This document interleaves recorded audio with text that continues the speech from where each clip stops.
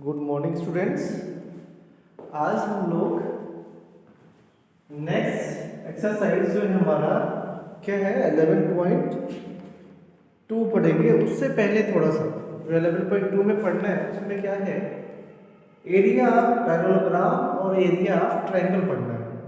तो पहले पैरेललोग्राम को जाने क्या होता है। पैरेललोग्राम आपको पता है, रेक्टेंगल स्क्वायर का डिफिनेशन हम लोग लिखवा दिया है, पता भी है। तो पैरेललोग्राम अ फिगर, क्या बोले, एक ऐसा figure enclose by four side, कितनी साइड से, फोर साइड से बंद हो, बंद आकृति, ऐसा आकृति जो चार साइड से बंद हो। और कंडीशन क्या है, opposite sides are equal and parallel, opposite sides are equal and parallel. A figure enclosed by four sides in which a figure enclosed by four sides and opposite sides are equal. Opposite sides are equal and parallel. Equal and parallel. Equal हो जाएगा और parallel. Parallel का मतलब पता है आपको, समांतर। Class 7 में लाइन एंड एंगल्स में हम लोगों ने पढ़ा है। क्लियर? तो ऐसी कोई भी आकृति हो, बंद आकृति, चार साइड से बंद आकृति जिसका अपोजिट साइड इक्वल है और पैरेलल है, तो वैसी आकृति को आप क्या बोलोगे, पैरेललोग्राम। फॉर एग्जांपल देखिए, हम फिगर बनाते हैं, अपोजिट साइड्स आर इक्वल है पैरेलल। जैसे मान लो ये ए है, ये बी है, ये सी है, ये डी है। ए बी सी डी हमारा पैरेललोग्राम होगा कब, जब आपका ए बी इक्वल होगा किसकी, सी डी की, ये वाली साइड इसकी इक्वल हो जाएगी। और साथ में क्या हो जाएगा, पैरेलल भी होना चाहिए, ए बी पैरेलल सी। अगर ये बोलेगा समांतर तो ये होगा, जरूर होगा। अगर ये समांतर है, सॉरी पैरेललोग्राम है, समांतर चतुर्भुज है, तो ये कंडीशन अप्लाई होगा। दूसरा क्या हो जाएगा, AD = BC, AD = BC and AD parallel BC। समझ में आया, AD पैरेलल BC, ये चीजें हैं पैरेललोग्राम की। क्लियर है? पैरेललोग्राम के बारे में थोड़ा सा जान लिया हम लोगों ने, पैरेललोग्राम होता क्या है। देखिए जरा, अगर पैरेललोग्राम के किसी डायगोनल को मिलाते हैं, जैसे फॉर एग्जांपल हम रेक्टेंगल लेते हैं, थोड़ा सा रेक्टेंगल के पास आ जाते हैं। ये रेक्टेंगल है हमारा PQRS, ये स्क्वायर लेते हैं,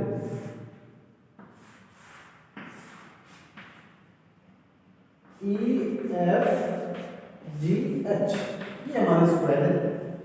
अगर हम इसके किसी डायगोनल को मिलाते हैं, किसी भी डायगोनल को मिलाते हैं तो क्या होगा, जरा देखिए। हमने PR को मिलाते हैं, तो ये जो डायगोनल है, रेक्टेंगल को दो पार्ट्स में डिवाइड कर दिया। दो पार्ट्स में क्या कर दिया, डिवाइड कर दिया। एक देखेंगे, पहला पार्ट हमारा ट्रायंगल बन रहा होगा PRQ या PQR, दूसरा बन जाएगा RSP। इसका मतलब जो डायगोनल होता है दो पार्ट्स में डिवाइड करता है, और खास बात यह है कि दोनों पार्ट्स इक्वल होते हैं। ये ट्रायंगल और ये ट्रायंगल क्या होगा, आपस में इक्वल होगा। सेम ऐसे ही अगर इसके हम डायगोनल को मिलाते हैं तो डायगोनल स्क्वायर को दो इक्वल पार्ट्स में डिवाइड करता है। ठीक है, सेम यहाँ पे भी वही चीज है पैरेललोग्राम में भी। पैरेललोग्राम का जो डायगोनल होता है, पैरेललोग्राम को दो इक्वल पार्ट्स में क्या करता है, ये पार्ट्स और ये पार्ट्स आपस में क्या हो जाएगा, इक्वल हो जाएगा।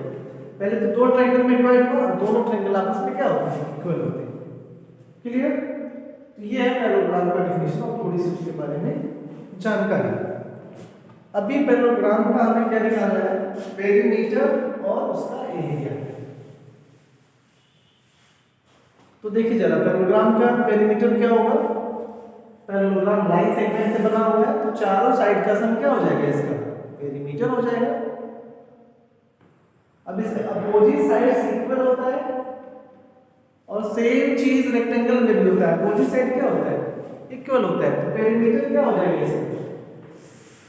Perimeter of parallelogram, perimeter of, देखिए जरा ये पैरेलल का सिंबल होता है और इसके आगे हम ग्राम कर देते हैं तो क्या हो जाएगा? पैरेललोग्राम। थोड़ा शॉर्ट फॉर्म में लिखने का तरीका है, मैं थोड़ा शॉर्ट फॉर्म में यूज कर रहा हूं, समझ जाना।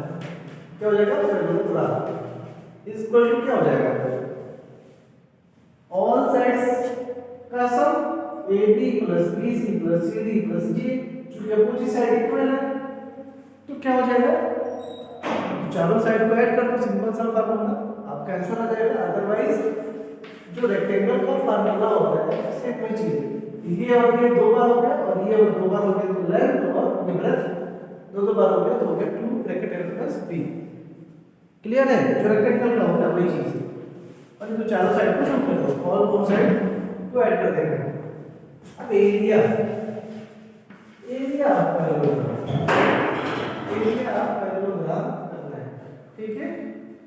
तो एरिया पैरेललोग्राम कितना होगा, क्या होता है इसका फार्मूला? ध्यान दें जरा अच्छे से। इसका जो फार्मूला होता है बेस इनटू हाइट होता है। क्या होता है? बेस इनटू हाइट होता है इसका फार्मूला। शॉर्ट फॉर्म में क्या कहते हैं? b into h, b into h, b for base, h for height. तो चूंकि L इंटू बी सबका होता है, जैसे L इंटू बी क्या था? रेक्टेंगल का था ना, रेक्टेंगल का L इंटू बी था और स्क्वायर का क्या था? उसका भी L इंटू बी होता है, बट चूंकि ये और ये इक्वल होता है तो L इंटू L या साइड इंटू साइड हो जाता है। तो जो फार्मूला होता है किसी भी प्लेन फिगर का अगर एरिया निकालना है आपको, प्लेन फिगर का क्या निकालना है? एरिया निकालना है जो पॉलीगॉन से मिलकर बना हुआ है, तो क्या हो जाएगा उसका? बेस इनटू हाइट ही फार्मूला होता है। क्या होता है? बेस इनटू हाइट ही फार्मूला होता है, ठीक है? चूंकि ये रेक्टेंगल है, देखिए जरा ये रेक्टेंगल है हमारा, तो अगर हम इसका बेस इनटू हाइट करेंगे तो ये हमारा बेस हो जाएगा और ये क्या हो जाएगा? हाइट। और ये क्या हो जाएगा? 90 डिग्री। 90 डिग्री पे ही हाइट होता है। अल्टीट्यूड जो होता है वो बेस से कितना एंगल बनाता है? 90 डिग्री। क्या इसको बाद में समझेंगे, इसका सीधे सीधे फार्मूला बना लें, बेस इनटू हाइट होता है, ठीक है? अब हाइट कैसे निकालेंगे इसमें आप? मैं थोड़ा सा इसको मिटा देता हूं।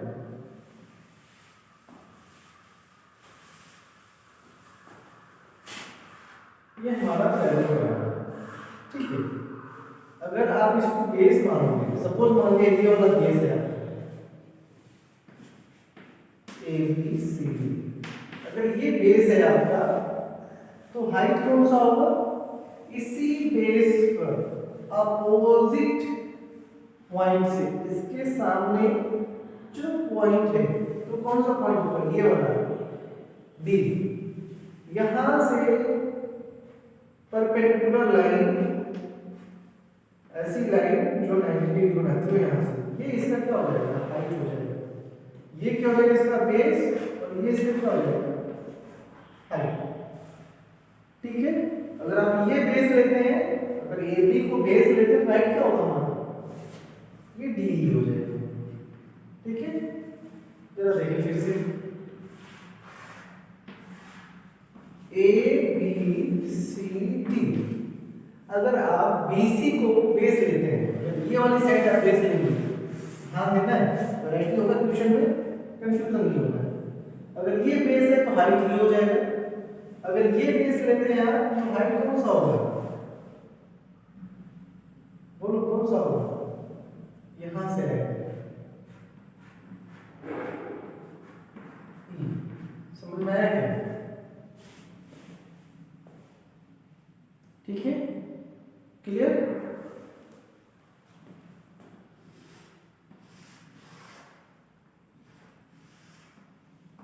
ABCD, सपोज अगर आप ये बेस लेते हैं, ये बेस है आपका, तो हाइट कौन सा होगा?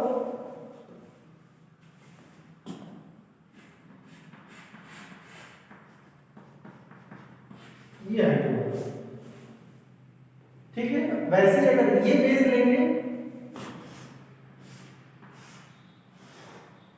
ए बी सी डी, अगर ये बेस लेते हैं आप तो हाइट कौन सा होगा? अगर ये बेस होगा तो हाइट कौन सा होगा बताओ जरा। ये हो जाएगा आपका हाइट बेस से 90 डिग्री बनाता है, वही हाइट है जो बेस से क्या बनाएगा 90 डिग्री क्या एंगल बनाएगा। समझ में आ गया? 4 टाइप का हमने बता दिया ताकि कंफ्यूजन ना हो आपको कि अगर बेस कौन सा होगा तो हाइट कौन सा लेंगे। ऐसा नहीं बेस ले लिया और हाइट इस पे वाला ले लेगा, नहीं, बेस पे ही हाइट होगा। क्लियर है? ये आपको समझ में आ रहा होगा। कभी कभी हाइट आपका बाहर बन जाएगा, जैसे मान लिया ये वाला फिगर लेते हैं, ये वाला फिगर लेते हैं, ठीक है।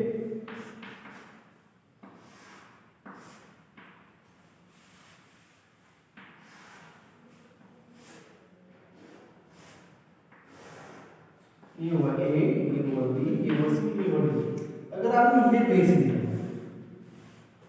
ये है ना बेस, अगर ये आप बेस लेते तो ऐसा जरूरी नहीं है कि इसी पॉइंट से पॉइंट डी से ही हाइट हो, पॉइंट ए से भी तो हाइट हो सकता है। ऐसे नहीं कि हमने ए बी बेस लिया तो ऐसा जरूरी तो नहीं है कि डी से ही हाइट होगा, सी से भी तो हो सकता है ना। तो ये जो हाइट होगा ये पैरेललोग्राम के आउटसाइड में बनेगा, किधर बनेगा पैरेललोग्राम के आउटसाइड में, तो ये भी हाइट हो जाएगा। अगर ऐसा करके दिया है तो ये हाइट लेंगे आप, अगर ये वाला नहीं दिया है सपोज अगर ये ऐसा पैरेललोग्राम है जिसमें डी नहीं दिया है, पैरेललोग्राम के आउटसाइड में ऐसे बना के दिया है, सपोज ये मान लिया एफ, तो ये जो लाइन होगा ये अगर ये बेस है तो हाइट कौन सा होगा ये, उसी लाइन पे जो परपेंडिकुलर ड्रॉ होता है वही उसकी हाइट होती है। तो थोड़ा सा भी अगर डाउट है तो आप उसको जरूर क्लियर कर लेना। तो यहाँ पर मैं वही समझा रहा था, अगर ये बेस लेते हैं अगर डी से नहीं ड्रॉ करेंगे तो यहाँ से करेंगे तो ये कहाँ जाएगा, इसके आउटसाइड में बनेगा, तो यहाँ पे हाइट ये हो जाएगी। समझ में आया क्या? ठीक है, ये हो गया पेरीमीटर और एरिया किसका पैरेललोग्राम का। क्लियर? अब आते हैं ट्रायंगल पे। किस पे आते हैं? ट्रायंगल पे।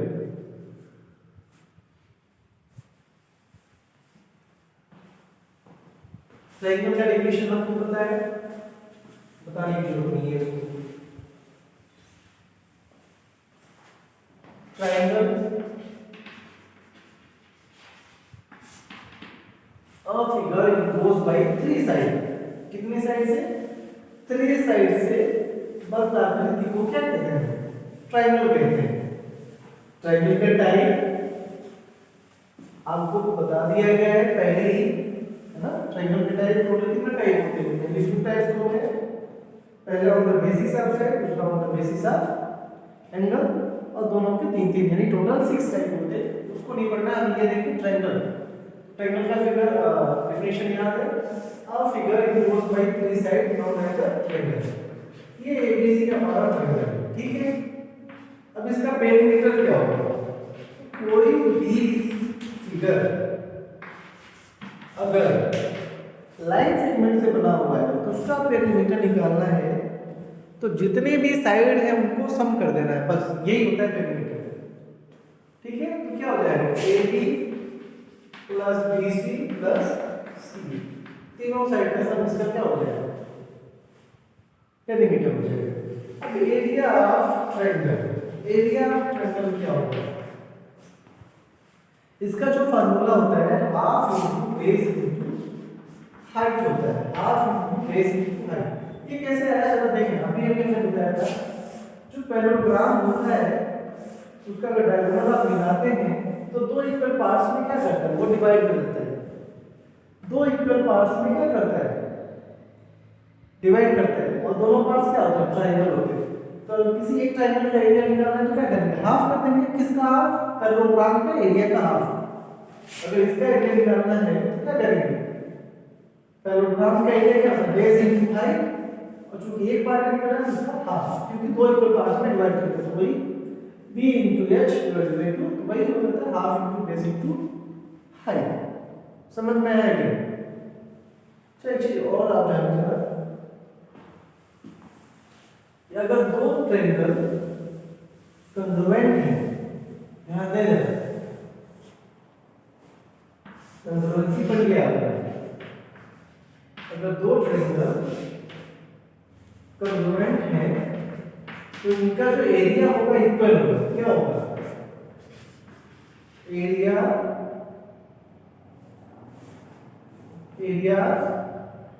क्या हो जाएगा? Area of triangle ABC equal to area of triangle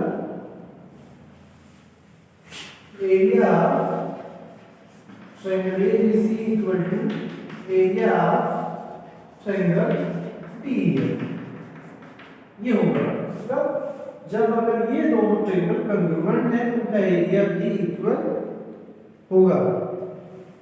but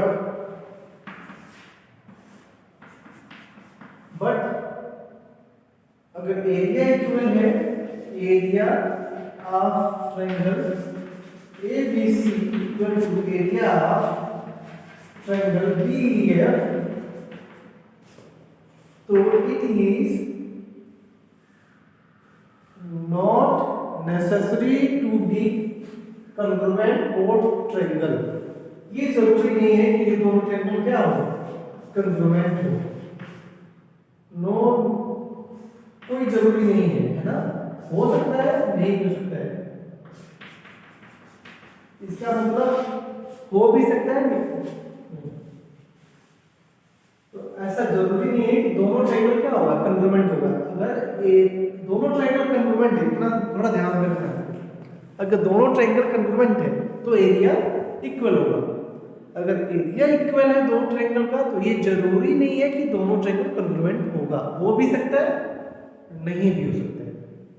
ठीक है, तो ये चीज थोड़ा सा आपको अपने माइंड में रखना है। तो एरिया ऑफ ट्रायंगल आपको पता चल गया। हाइट सेम वही चीज, यहां भी हाइट में आपको समझना है जिस साइड को आप बेस लेंगे तो उसी बेस पे आपको अपोजिट पॉइंट से, अपोजिट वर्टेक्स से क्या होगा, परपेंडिकुलर लाइन ड्रा होगी, वही उसकी हाइट होगी। जैसे यहां पे मान लीजिए, जैसे ये BC है, BC क्या है, बेस है, तो हाइट इसके अपोजिट वर्टेक्स यहां से आएगी, ये जो लाइन होगी यहां से 90 डिग्री बनाएगी और इसका क्या हो जाएगा, हाइट हो जाएगा। अगर BC बेस लिया तो सेम यही चीज है।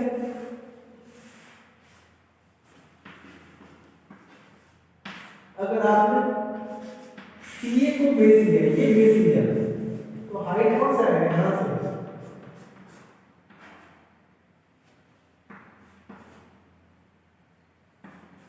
ये हो जाएगा। सेम वैसे ही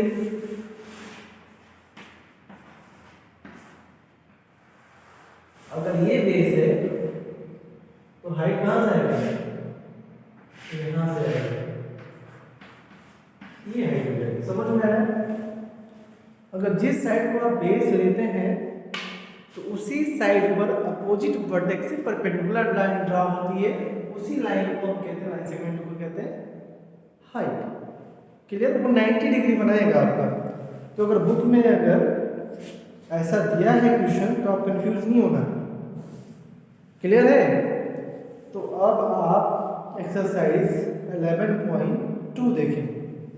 एक्सरसाइज 11.2 बहुत इजी एक्सरसाइज है और इसमें आपको मैक्सिमम क्वेश्चन आपको करना है। 11.2 एक्सरसाइज 11.2, ठीक है।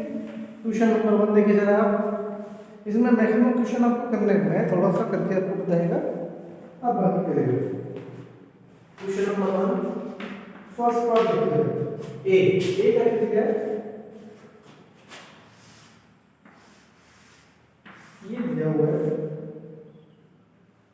ये डायगोनल है और ये ऐसे करके दिया हुआ है,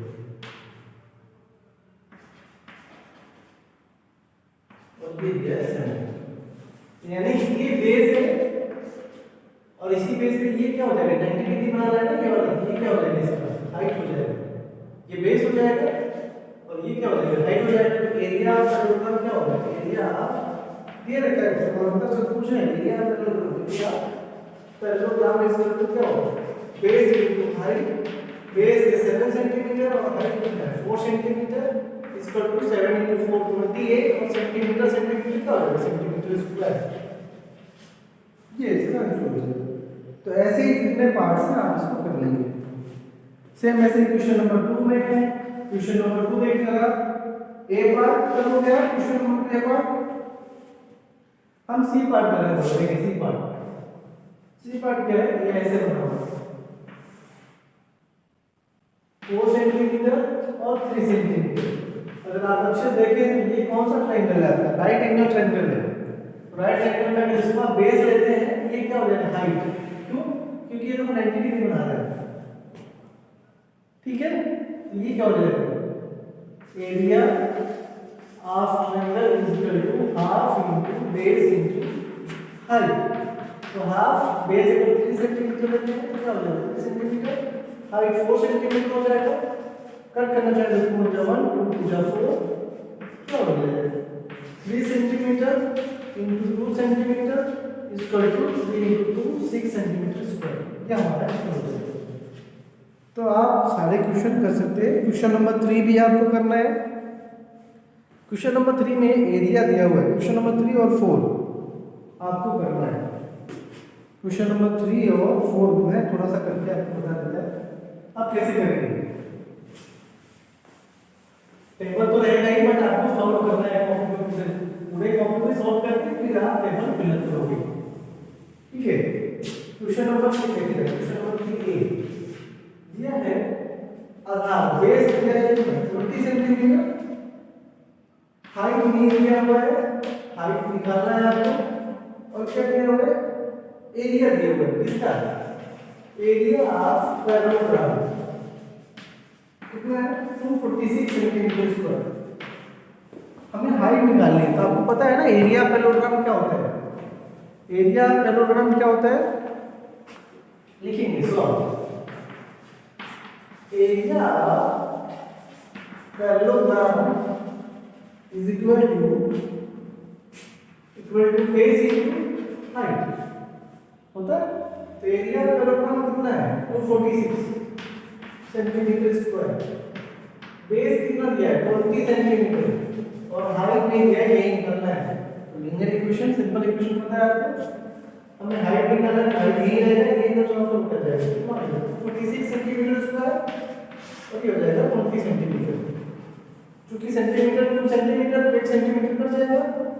अब इसको आप कट करेंगे तो क्या हो जाएगा, देखिए 2 10 जा 20, 2 1 जा 1, 2 जा 4, 2 3 जा 6, 123 divided by 10 centimetre is equal to h, और x इज इक्वल टू क्या हो जाएगा, क्योंकि 10 से डिवाइड हो रहा है बेस को ना लगेगा, क्योंकि 12.3 सेंटीमीटर। ये इसका आंसर हो जाएगा। सेम ऐसे ही आप 3 के बी सी जो पार्ट है डी तक ये कर लेंगे। और क्वेश्चन नंबर 4 भी सेम ऐसे ही करेंगे, बस यहाँ पे एरिया है ट्रायंगल है, तो यहाँ पे एरिया ऑफ ट्रायंगल लिखेंगे, यहाँ पे एरिया ऑफ ट्रायंगल फार्मूला थोड़ा सा चेंज हो जाएगा, बस वैल्यू पुट करना है, सिंपलीफाई करेंगे तो हो जाएगा। तो क्वेश्चन नंबर 4 तक आपको करना है, 5 6 7 और 8। अगर आपको आगे कंटिन्यू आता है तो करते रहिएगा, अदरवाइज बाकी के क्वेश्चन कल करिए, ठीक है। तो क्वेश्चन नंबर 3 और 4 आपको करना है। आज के लिए इतना ही, ओके, थैंक यू।